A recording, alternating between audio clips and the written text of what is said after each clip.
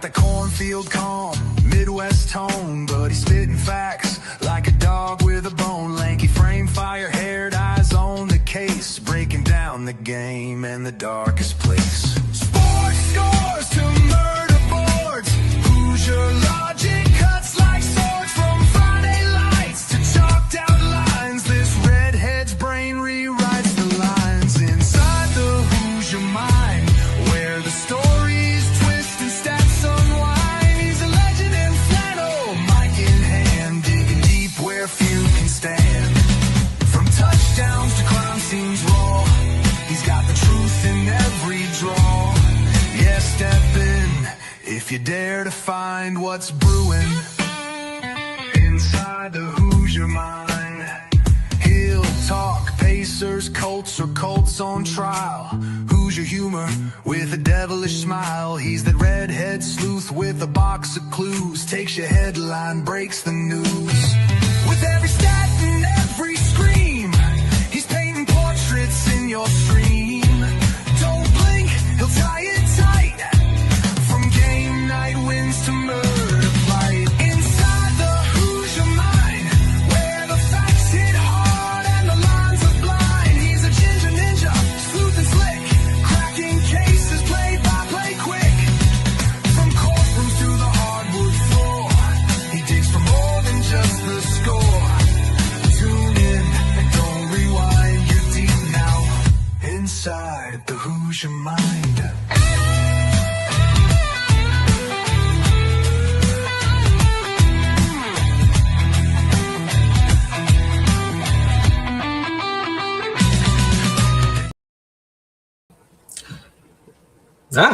That's not supposed to be it. There we go. What's up, everyone? Welcome into Inside the Hoosier Mind, brought to you by Military Broadcast Radio, helping give veterans a voice. If you want to help MB Radio a whole lot more, there's a little QR code if you're watching on screen at the bottom right-hand side, or if you're not watching and you're listening, and you want to potentially donate, contribute, and even if it's not to help me, but if it's to help another veteran, if it's to help another host that is here on MBR, definitely go to mbradio.us and just check us out. See all the great hosts that we have.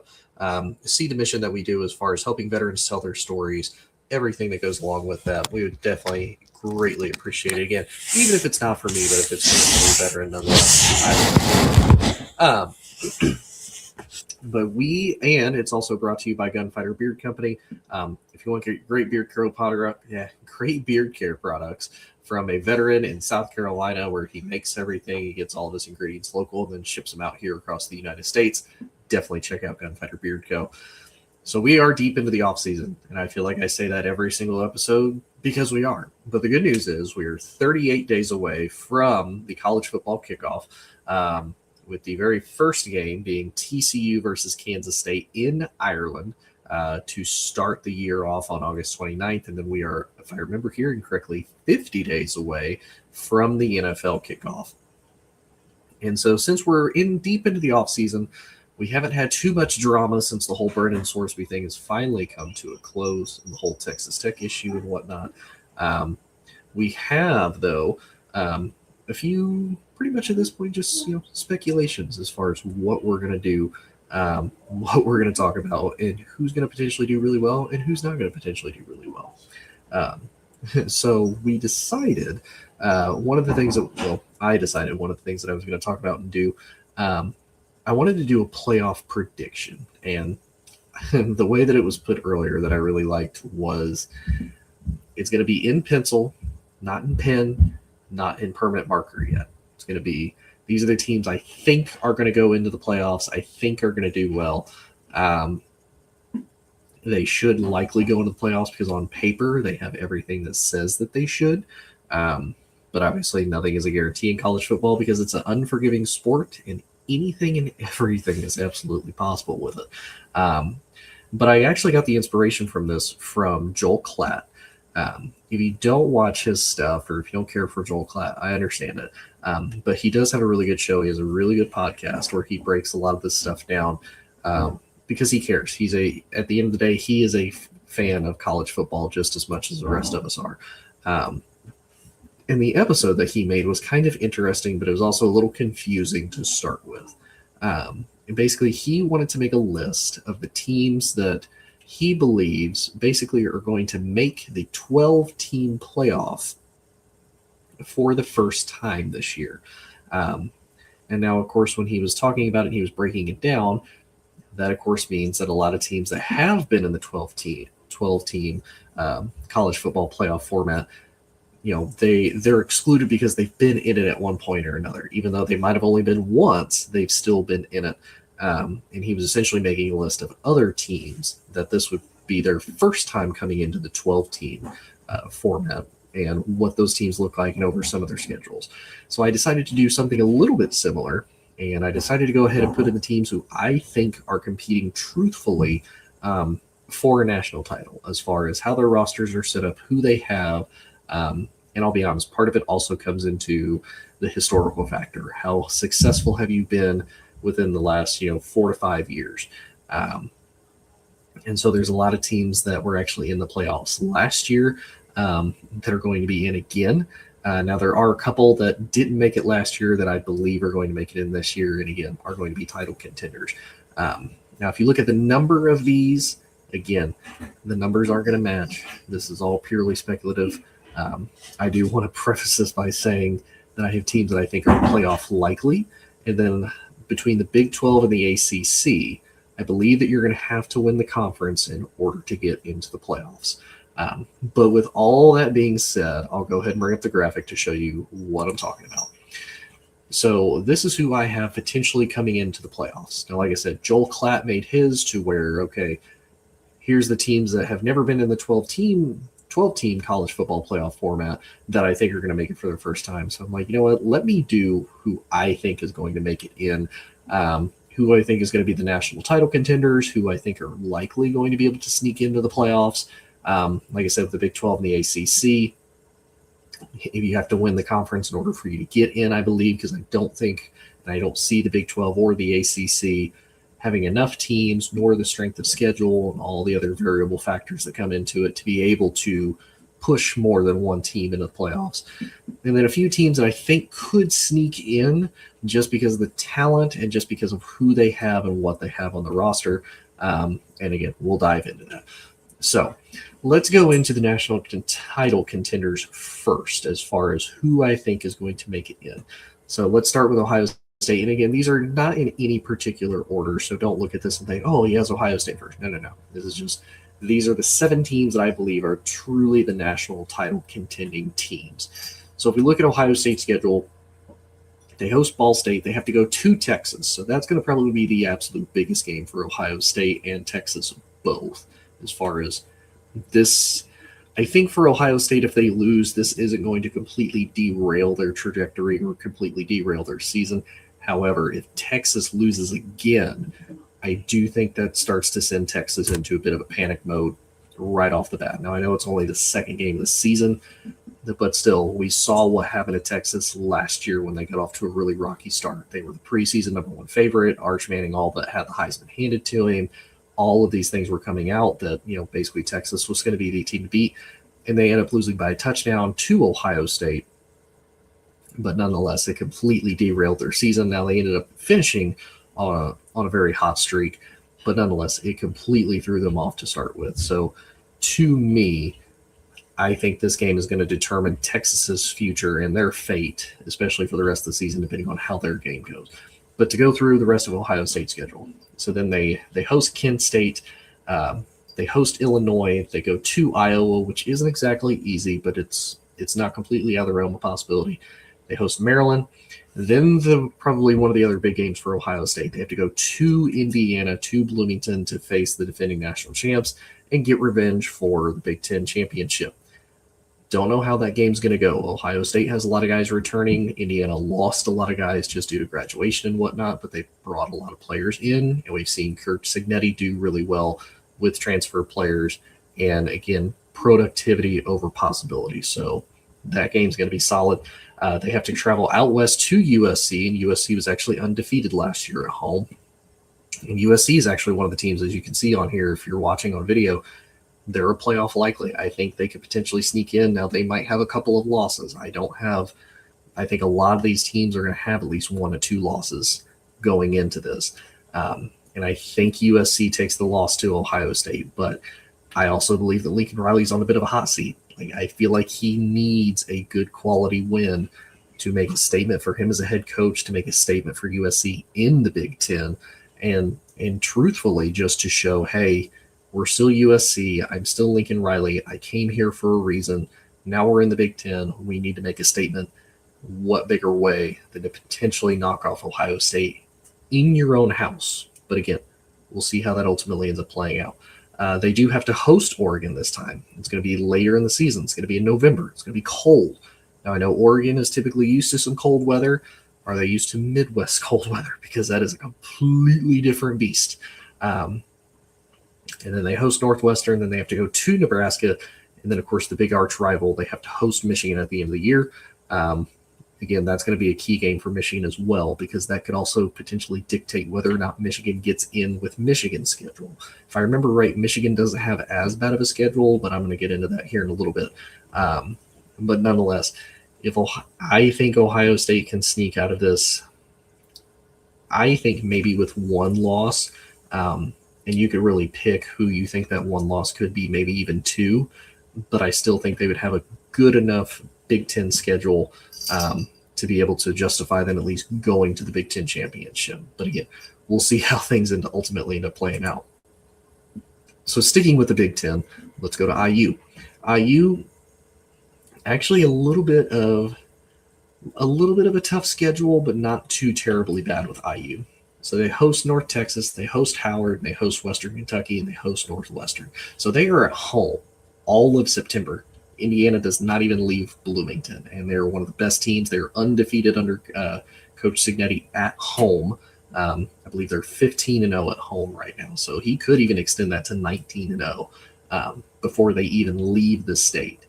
And then starting in October, they go to Piscataway, they go to Rutgers, then they go to Nebraska. Nebraska will be a little bit interesting to see how they deal with the new quarterback post Dylan Raiola. How does Matt Rule and that team look like? Could Matt Rule even be coaching for his job at that point? We don't know. I know he got an extension because they were afraid he was going to potentially jump ship to Penn State. We'll definitely find out by then. Then, of course, they host Ohio State. That'll be a big game. Then they go to Michigan immediately after. So this is within 2 weeks. They host Ohio State, then go to Michigan. Not exactly going to be an easy game.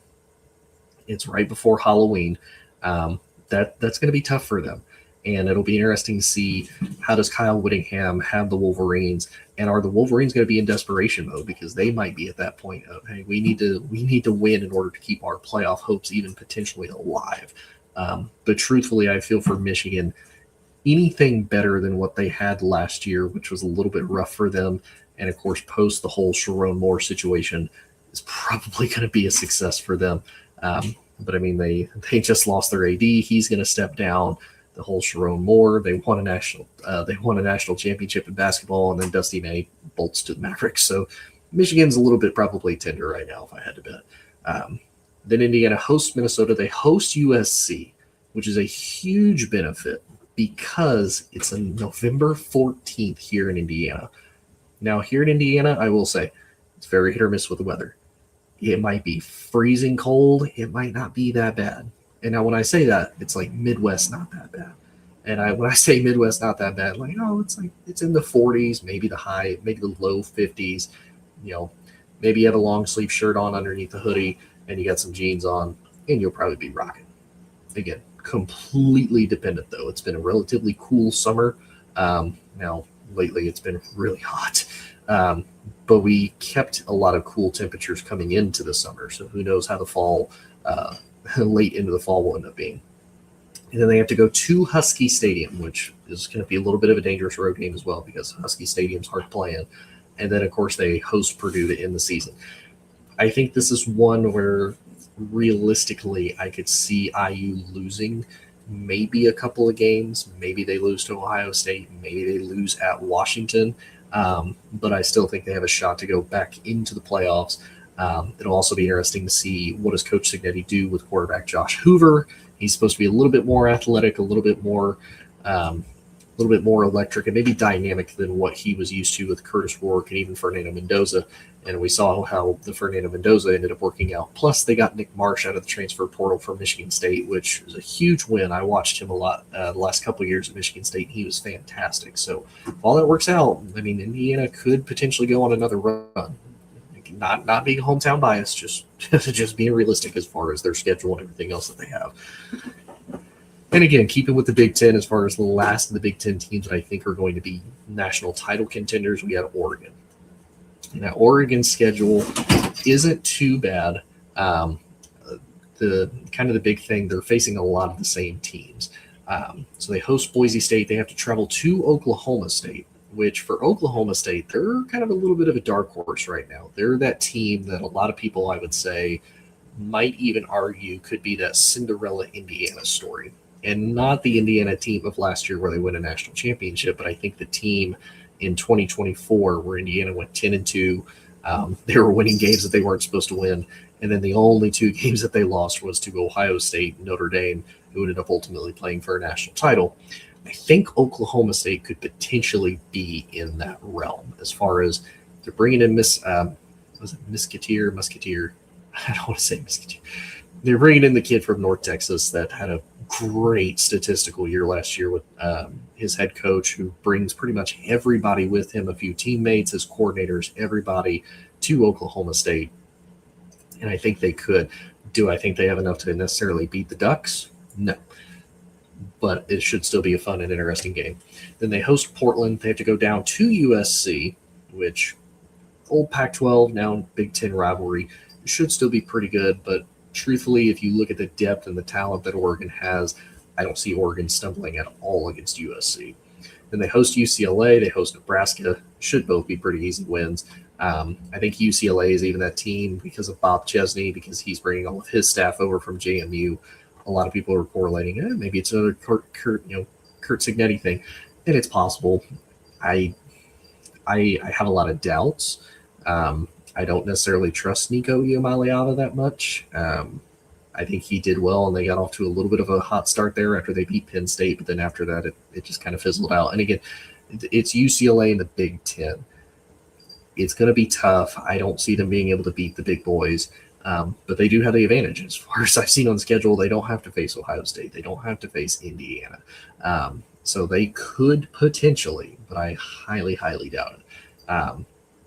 Then Oregon has traveled to Illinois. I don't have any worries about that. They host Northwestern, no worries. Of course, obviously, they have to go to Ohio State. That will be a big one.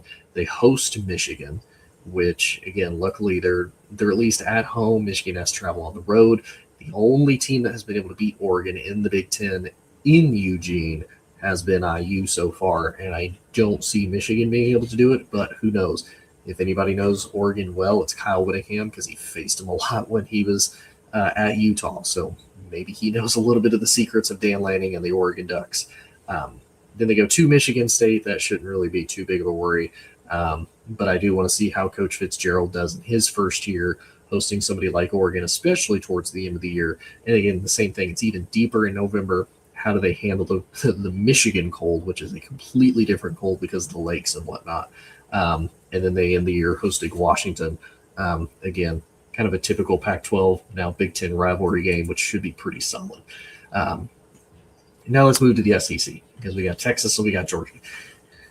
Texas has a little bit of I would say almost an easy schedule. I'm not going to sit here and say it's a cupcake schedule by no means. They do have some tough quality opponents that they have to play and that they even struggled against last year, as well as now rotating in some new SEC opponents, or technically now SEC opponents. So they host Texas State. Obviously, they host Ohio State. I think Ohio State's going to be the big transformational game as far as how does the rest of Texas' season end up panning out, if they're able to beat the Buckeyes or not.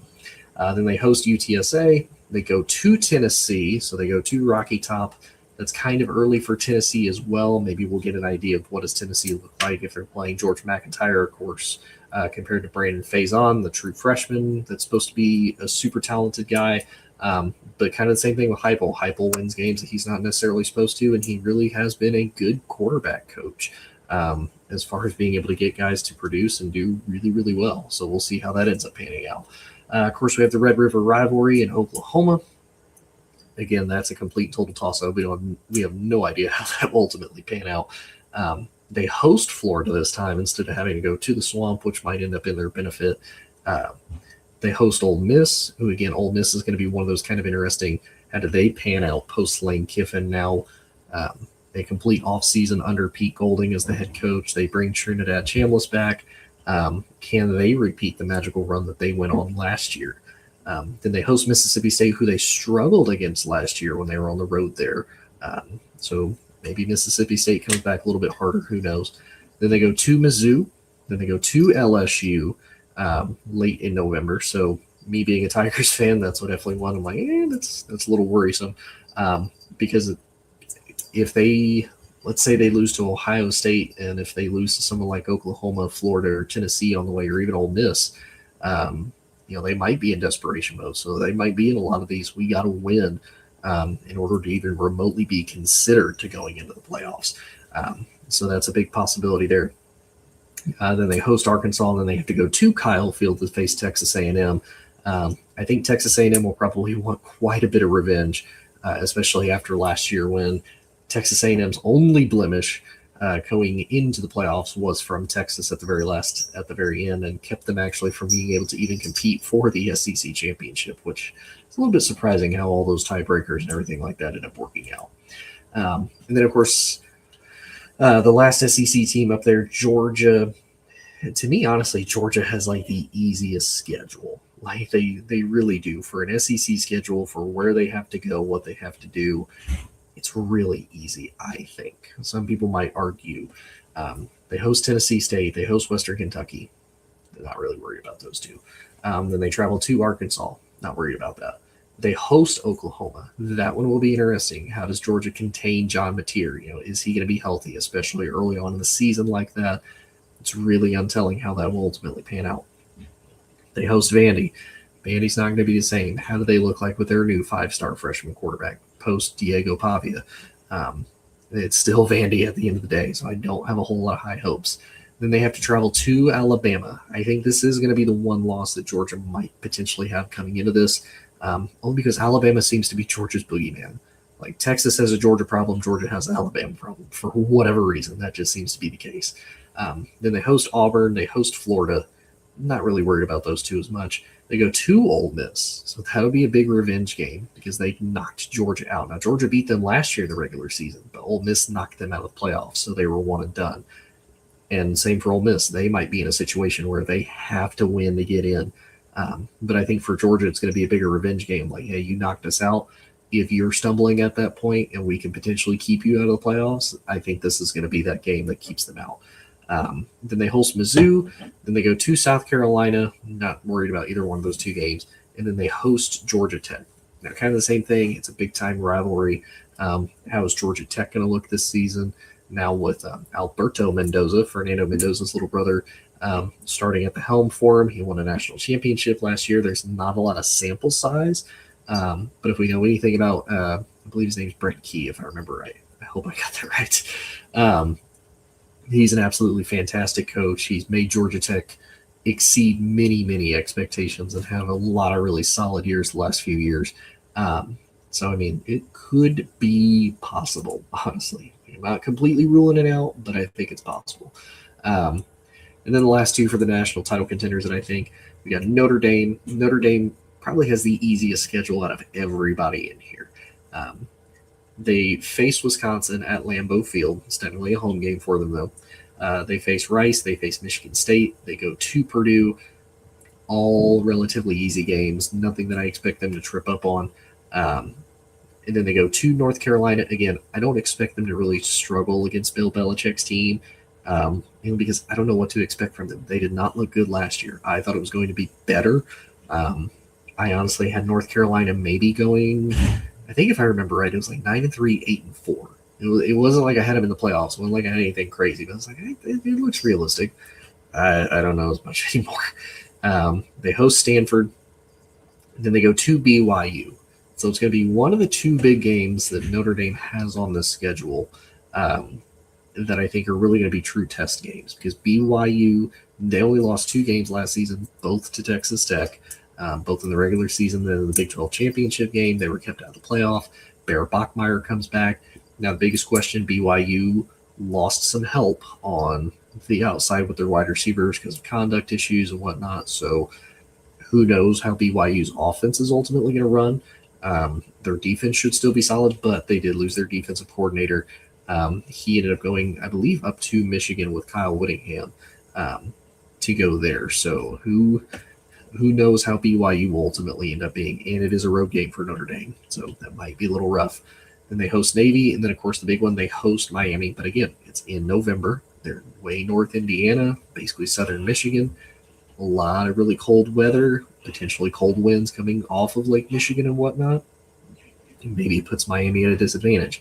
Miami got the win last year by a field goal. I think Notre Dame's going to feel a little bit slighted, and they're going to be a little bit pissed off. And I think that's what everybody is really counting on, is that Notre Dame is really being fueled by this revenge of last year. Maybe they are, maybe they aren't. We will find out nonetheless, though. And then they host Boston College. Not worried about that. They host SMU. That might be a little bit of a worry, but again, they host. It's even later in November because it's the 21st, so even colder potentially here in Indiana. And then they end the year by going to Syracuse. I know Syracuse has kind of been hot and cold the last couple of years. They were great with Kyle McCord. He left, and then unfortunately that fell by the wayside. But nonetheless, though, I think Notre Dame has the easiest schedule out of everybody in the national title contender. And then for Miami, so they go to Stanford to start the year, which is absolutely crazy.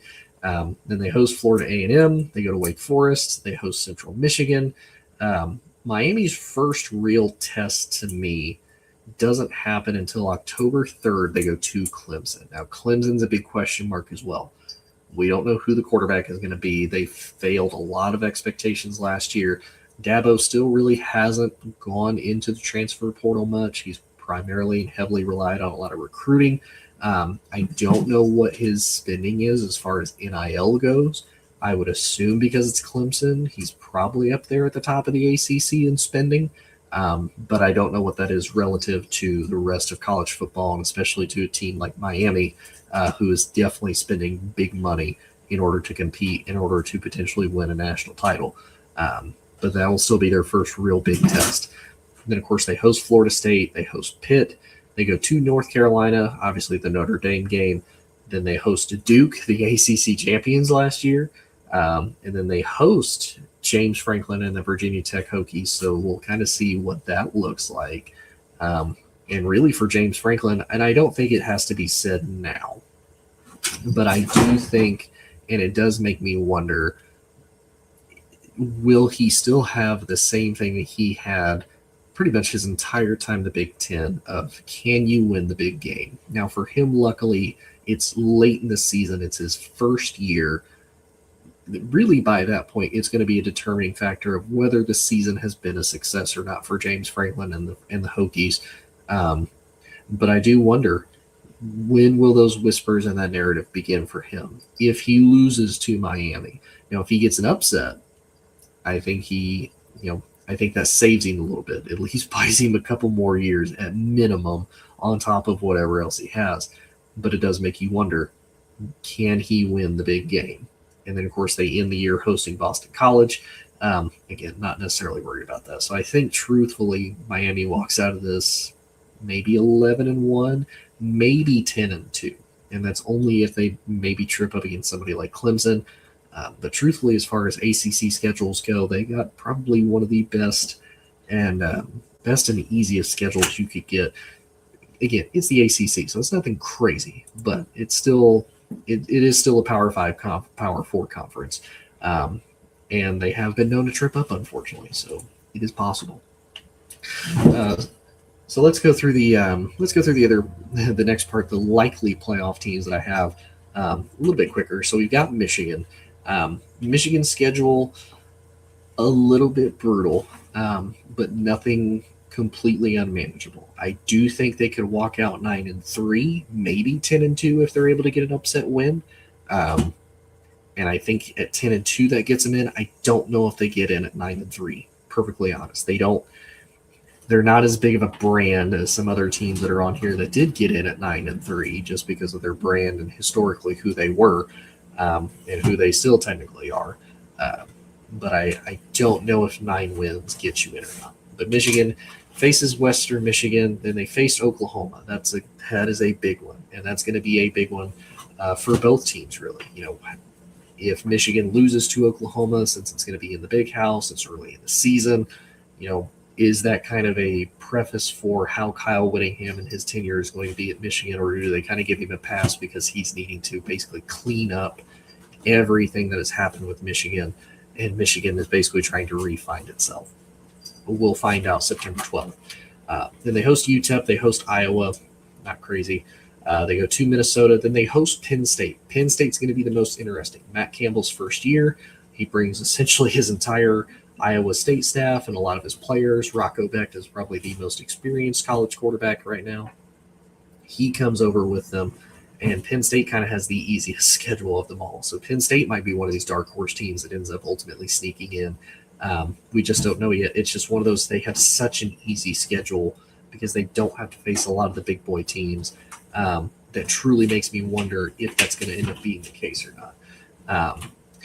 Then they go to Indiana. That might be a little bit rough for them. They host Indiana, sorry. Then they go to Rutgers. They host Michigan State. Rivalry game. Now, obviously, they've ran away with it the last few years against Michigan State. But again, you never know in a rivalry. Then they have to go to Oregon. They host UCLA late in November. So how does UCLA respond to the cold?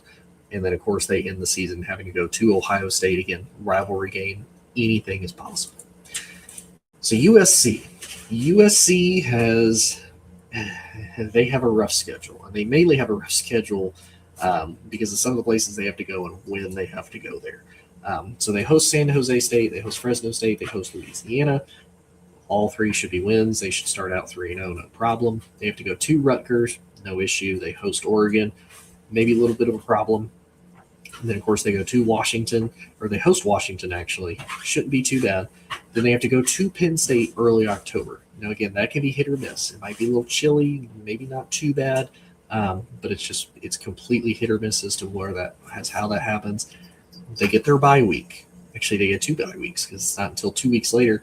Then they have to go to Wisconsin on October 24th. Same thing. It could be blistering cold. It could be not that bad, and it could be Midwest fall weather. Are they prepared to handle Midwest fall weather? Then they host Ohio State. Then they have to go to Indiana late November. And then they have to go to they host Maryland. Shouldn't be too bad. And then, of course, they have to go to UCLA. Essentially down the street. And for anybody that saw that, my 21-pound cat decided to get into the laundry container and flip over because he's a big, thick, silly cat. Anyway. Kind of jumping around a little bit on this list, but it shouldn't be too bad.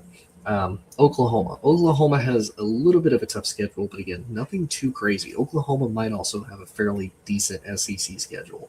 They host UTEP. They have to go to Michigan early. They have to host New Mexico. Now, they do have to go to Georgia. That's a big question mark. Georgia has done very well at home. The only teams they've lost to has been Alabama. So there is a chance Oklahoma could pull out the upset. But truthfully, overall, we don't know how that's going to be. But I do see that as being a loss. And, of course, the Red River rivalry against Texas. They host a new Kentucky with Will Stein as coach. I have to see more from Kentucky before I potentially get worried about it. Then they go to Mississippi State. They host South Carolina. Then they have to go to the Swamp in Florida. Now, that could be a bit of a trap game for Oklahoma. It was a trap game last year for Texas. It's a trap game for a lot of teams. They go to the Swamp. They maybe kind of overlook Florida, especially if Florida's kind of having a really bad down year, and it ultimately ends up not panning out well for them. They host Ole Miss, which should be a really good game. They host Texas A&M, and then, of course, they end up going to Mizzou to ultimately finish out the season. So it's one of those. It could be Mizzou. I don't really know what to expect. Texas A&M should be rough. Ole Miss, on paper, they should be, but again, we really don't know until we actually start watching them play. Texas A&M, they have they have a not so bad schedule, right? They host Missouri State, they host Arizona State, and they host Kentucky to start the year. Not too terribly bad. Then they go to LSU early. Now they absolutely thumped my Tigers last year in Death Valley, but it's new Tigers team, it's new offense, new everything. I don't know how it's going to go. I will say, as a Tigers fan, this is one of the games aside from the Ole Miss one that is literally the week before, that I kind of circle it as like, I don't know how this game is going to turn out. I think most games LSU is facing their favorite in, but this is still a really good Texas A&M team. They always recruit highly well. Mike Elko definitely has this team completely flipped around, and they finished 11-2 last year. They were 11-1 all total, with the only loss being to Texas. This is still a good Texas A&M team. Marcel Reed is a great quarterback. Now, they did lose Casey Concepcion to the draft. I believe they ended up getting somebody to replace him. I don't know who off the top of my head, but this should still be a really good Texas A&M team. Then they host Arkansas. They have to go to Mizzou. They host the Citadel, obviously a trap game, obviously. Now, the real test, though, they do have to go to Alabama, so they have a lot of tough road games. They have to go to Alabama. Let's see how this new Texas A&M team looks. With Mike Elko, post Nick Saban, with Kalen DeBoer running the Crimson Tide. Let's see how that looks then. And then, of course, they have to go to South Carolina. South Carolina had a huge lead up on them until they ultimately blew it. So maybe South Carolina has a little bit of revenge. We'll find out. Then they host Tennessee. That should be a good game. Then they have to go, of course, to Oklahoma, and then they finish the year with Texas.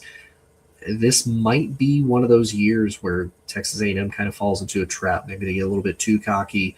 They have a lot of tough opponents, and they have to go on the road for a lot of them, which doesn't always pan out well. For my Tigers, for LSU, they have to host Clemson, then Louisiana Tech. Clemson is kind of a hit or miss. It's one of those, I'm not completely writing Clemson off. They got the upset win technically last year against Clemson, but Clemson didn't live up to expectations, and neither did LSU. So I'm not completely writing Clemson off yet. Louisiana Tech, not necessarily worried about. Now, I do worry, though, will they get tripped up because they're so focused then on the Ole Miss game, because they have to travel to Oxford. The whole Lane Kiffin leaving situation, it's going to be crazy. They host Texas A&M. I have no idea how that's going to ultimately pan out. Absolutely no idea how that's going to pan out. Again, they've thumped them for the last 2 years, especially last year in Death Valley. Texas A&M came in and absolutely dominated them, as bad as it was, but it ultimately led to Brian Kelly getting fired. Then they host McNeese. They have to go to Kentucky. Not worried about either one of those. They host Mississippi State. Not worried. They go to Auburn. Not necessarily worried. Then they host Alabama. And that will be, again, Alabama's one of those, it's kind of up in the air. Is Alabama going to be good? Or are they not going to be good? I really and truthfully don't know because of how Kalen DeBoer has been the last few years. He inherited a great roster from Nick Saban. I mean, that's probably the best keys to the castle that you're going to get as far as championship pedigree team. Nick Saban knew how to recruit. Now maybe it's a little bit different with the NIL era, but nonetheless, Kalen DeBoer got the best situation you could potentially get as a football coach coming in to take over a program, and he hasn't done anything with it. He's gone 8-4 the last 2 seasons. Crazy. Or actually, I think 9-4 technically last year because they did win a playoff game. But then they lost Indiana the Rose Bowl humiliatingly. And then, of course, they host LSU, then host Texas. Again, big question mark. Then they go to Tennessee. Tennessee has always been rough for LSU. They're one of the few teams that Tennessee actually has a really big winning record and winning margin ahead of LSU because of how dominant Tennessee used to be. And then, of course, to end the season, they go to Arkansas, the battle for the Golden Boot. Never easy because it's a big-time rivalry. It was a close game last year. LSU ended up getting the win, but it still ended up being close. Now, of course, for the last team in my playoff likely, I've got Ole Miss. Again, Ole Miss is one big question mark. The schedule's a little bit rough for them because, again, they have to travel on the road and they have to host Georgia and LSU both. So Ole Miss has to host Louisville, could potentially be a big game just because of how Jeff Brom has been. That might be an upset. We don't know. They host Charlotte. Not worried about that. They host LSU. That's going to be the big game. The LSU revenge game. Lane Kiffin leaving Ole Miss for LSU. There's going to be a lot of bad blood there. It's probably one of their biggest rivals that Ole Miss hates the most. So we'll ultimately see how that game pans out. But they have to go to the Swamp in Florida. They have to go to Vandy. Not worried about Vandy. They host Mizzou. Then they have to go to Texas. That's going to be rough. They host Auburn. They then host Georgia. Again, big revenge game for Georgia potentially. Then they have to go to Oklahoma. They host Wofford. I think is how it's said. Wofford. And then they host Mississippi State in the 8 Bowl. So I can honestly see for Ole Miss, Georgia, Oklahoma, Texas, maybe 4. That could be potentially a 4-loss season for Pete Golding in his first year. And it's nothing against Ole Miss. I'm not saying that they're scrubs. Those are tough places to play. And Oklahoma, Texas, and Florida are all on the road in really hostile environments and places that are already tough to play to start with. So it'll be interesting to see how they do post Charlie Wise, post Lane Kiffin, with Pete Golding at the helm. So we shall see. But let's move into the win your conference and you're in. Again, I think the Big 12 and the ACC, they're only going to get one team in each, just because of their strength of schedules, just because of the fact that they don't really play a lot of power opponents because of their conferences and whatnot, because of the conferences' schedules. So I truthfully think that if these 4 teams are playing for their conference titles, that only 2 of these teams are going to get in. So the one I think is most likely going to happen, even though I know the whole post-Sorsby thing, Texas Tech is still probably the favorite to win the Big 12, and I still think that's true even now currently. They host Abilene Christian. Of course, they have to go to Oregon State. Not necessarily easy, but Oregon State, truthfully, hasn't lived up to the potential the last few years, so I wouldn't necessarily be worried about that. Big game, though, hosting Houston. Willie Fritz is a really good coach. They get Connor Wigman back. Houston might potentially make that breakthrough moment, so that might be tough. Then they host Sam Houston. Not worried. They go to Colorado. Colorado's a big-time question mark. Is Deion Sanders on the hot seat? I think that's the case. What do they look like at the quarterback situation? What does their offensive line look like? Having lost Seton to LSU, one of their star left tackles. Now, I know they got a lot of wide receiver help, so the offense should be better. But the one thing that was really bad was their defense, and their defense didn't get much better, even through the portal and through recruiting and whatnot. So there's a big-time question with that. Then they host Arizona State. They have to go to Cincinnati. They host Arizona. Arizona, if you can see it on here on the graphic, I have them as a team that could sneak in. Maybe they end up sneaking into the Big 12 championship game. Who knows? That might be a little bit of a trap, but luckily for Texas Tech, they get to host them. Then they host West Virginia. Shouldn't be bad. Oklahoma State, again, they could be a dark horse. We don't know how Oklahoma State's going to tune out. I think Oklahoma State's going to be fun to watch. I hope they're fun to watch just because of how the North Texas quarterback and how all that whole North Texas team was, and now they're basically become Oklahoma State. I'm excited to see how that ultimately pans out. Then they go to Baylor, and then they host TCU. So Texas Tech, fairly easy schedule, should be able to walk through it pretty well. Again, I would say probably your 2 hardest games would be Houston and Arizona. So, I mean, they could potentially finish the season 12-0, pretty much safe and secure. All you have to do at that point is, I would say, win the Big 12.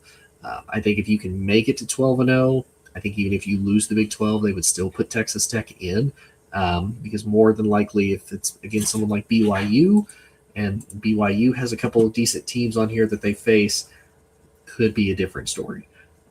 Speaking of for BYU, because we'll round out the Big 12 for the winning the conference. So BYU, they face Utah Tech. They host Arizona. They go to Colorado State. Then they go to TCU. They host Iowa State. Iowa State should be an absolute dumpster fire post Matt Campbell, post Rocco Becht. I don't think it's gonna be a good time for Ames in Iowa State. But the big one, though, they host Notre Dame. That's going to be the biggest test for BYU, probably majority of the season is just that. Then they go to UCF. They host Arizona State. But then the Holy War. They have to travel to Salt Lake City to face Utah. That could be a big one. I think a lot of people are writing Utah off because Kyle Whittingham isn't there. But the new coach, that's all he's ever been. He's only ever been in Utah's system. He's been there for a long time. It might look a little bit different, but a lot of it's going to be the same. He still has Devin Dampierre, their quarterback from last year, who was fantastic. It's going to be another year in the system. And again, it's a rivalry game. Anything is possible. And again, it's on the road, and Utah is not an easy place to play.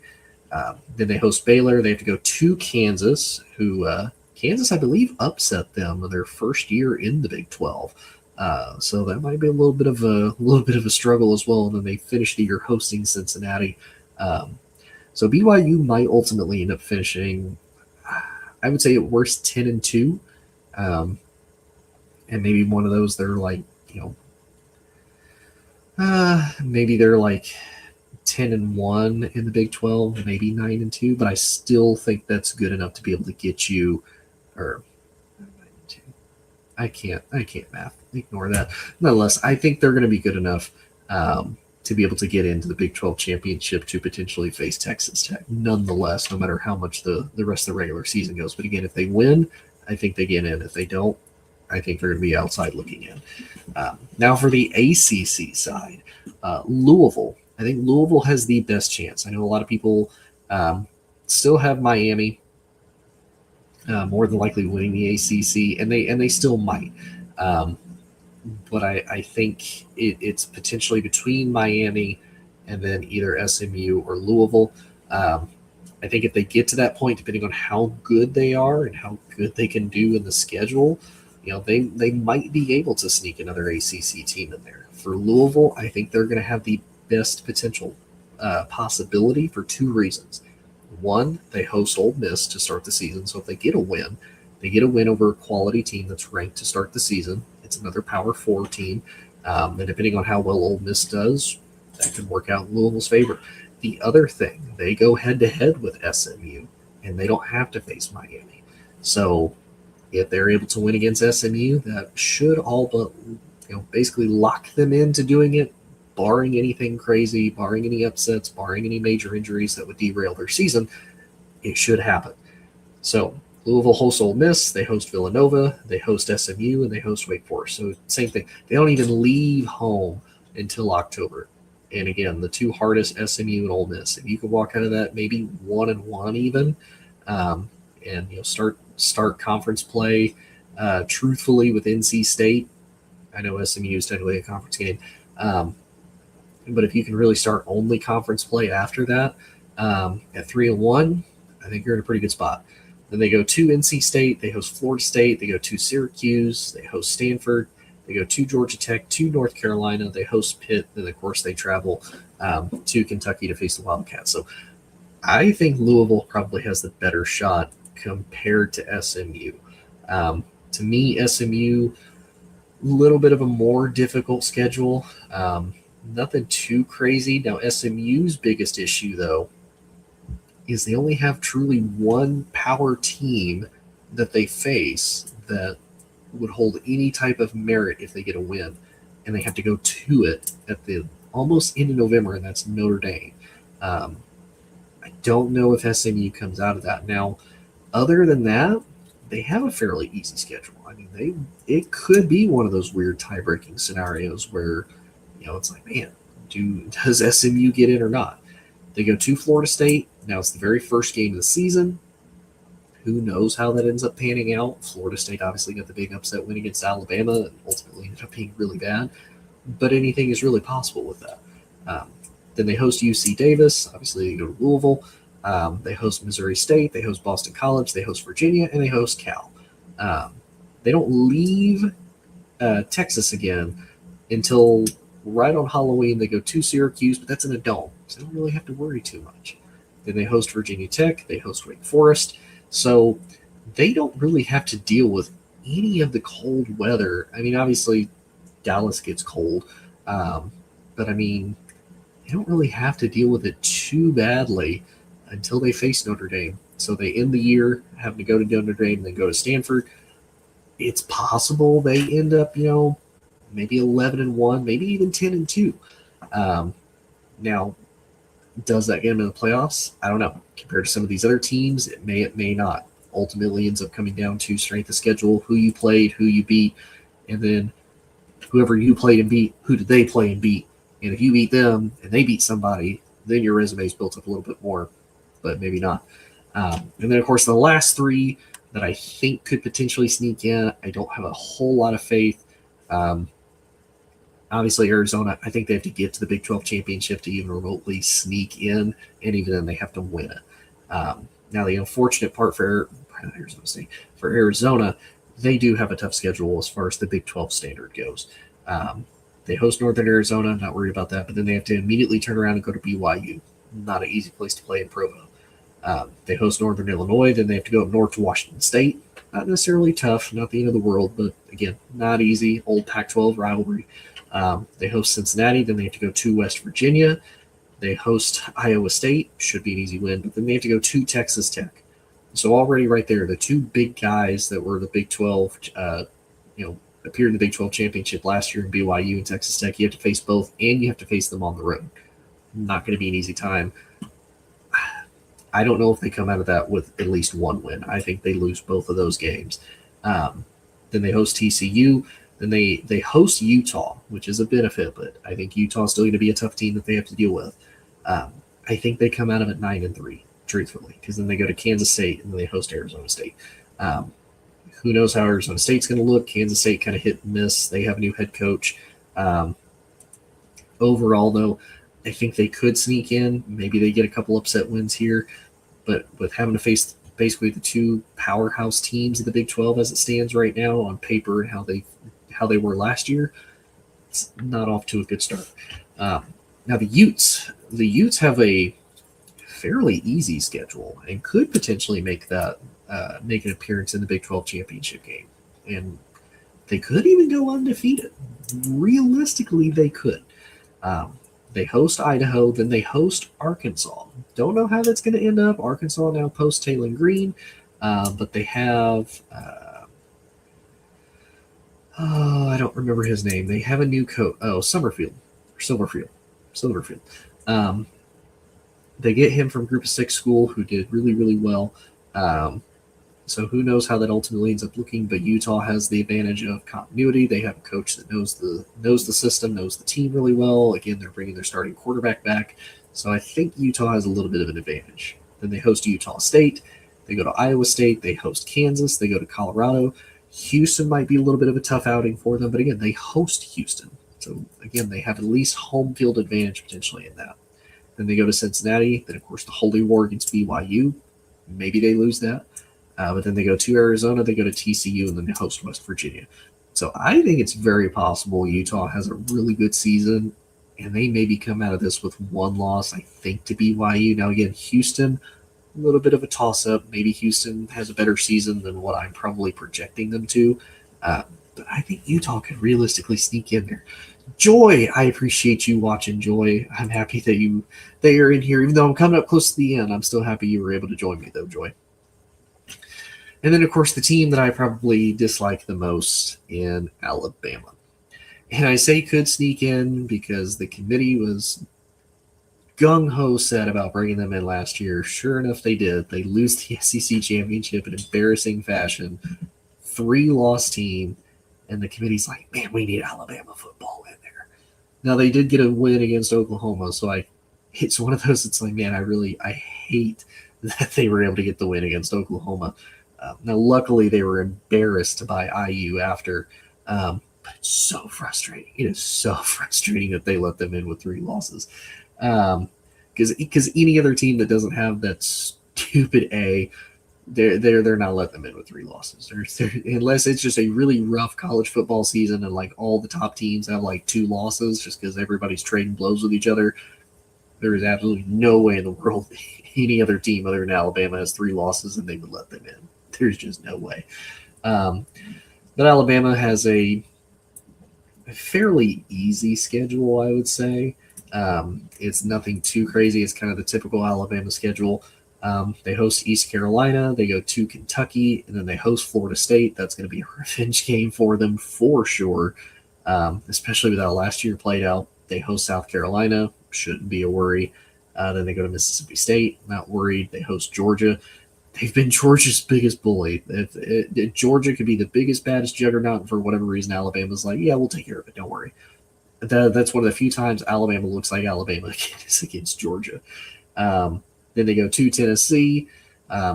Tennessee's kind of split the series with them. Now, they dominated Tennessee last year, but this is on the road. Tennessee has a couple wins against them, especially being in Neyland Stadium, so it's possible. Then, of course, they host Texas A&M. That's going to be a real test and a really good game.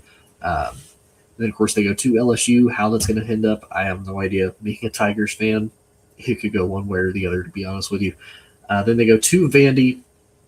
Then they host Chattanooga. And then, of course, the Iron Bowl to end the season hosting Auburn. So that is who I have as far as national title contenders, playoff likelies, win your conference and you're in, and could potentially sneak in the playoffs. Again, if you're watching this, please comment. Please let me know what you think. Who do you have winning? Who do you not have winning? Who do you have in? Did I miss somebody? Did I potentially get somebody wrong? And I was looking at their schedule as far as, I think this team's going to potentially, do this, and maybe they won't. Maybe they do. Maybe they don't. Nonetheless, though, appreciate everybody tuning in. Please check out Military Broadcast Radio. They're a really great network. They do so much for veterans to help them out as far as helping tell their stories, helping get them equipment, doing all sorts of things for veterans to be able to tell their stories. And we have a slew of great hosts here on the show that they tell awesome stories. They're great people to talk to. They're great to work with, and love every single person here. So definitely check out mbradio.us. And if you want great beard care product stuff, check out Gunfighter Beard Co. Again, he's a Marine Corps veteran out of South Carolina. Really good products, really great natural stuff. Definitely check him out. And yes, Joy, go Tigers. Don't know about next week as far as an episode goes, because we're deep into the offseason. Like I said, we're only 38 days away from the kickoff of college football, and we're about 50 days from the NFL. So kind of coming up to that point where it's like, man, it's a little bit of a lull, and I don't want to put out bad content. But nonetheless, though, I appreciate everybody tuning in. Please like, share, subscribe if you want to, and if you'd like. It definitely helps me out, and I appreciate it. I love being able to interact with people. It's one of my hobbies. It's one of the things I love to do. I love to talk sports. So check me out wherever you have social media. It's at Inside the Hoosier Mind. Appreciate, love all of you, and I'll see y'all next time. Hi, I'm Beaker with Military Broadcast Radio TV. We're your virtual MWR, bringing veterans radio, podcasts, gaming, animation, 3D printing, and a community that never leaves you behind. Download our Roku or mobile app today. Wisdom to share if you listen this week, so pull up a chair and stay for a spell. We're heading down a trail where good stories dwell.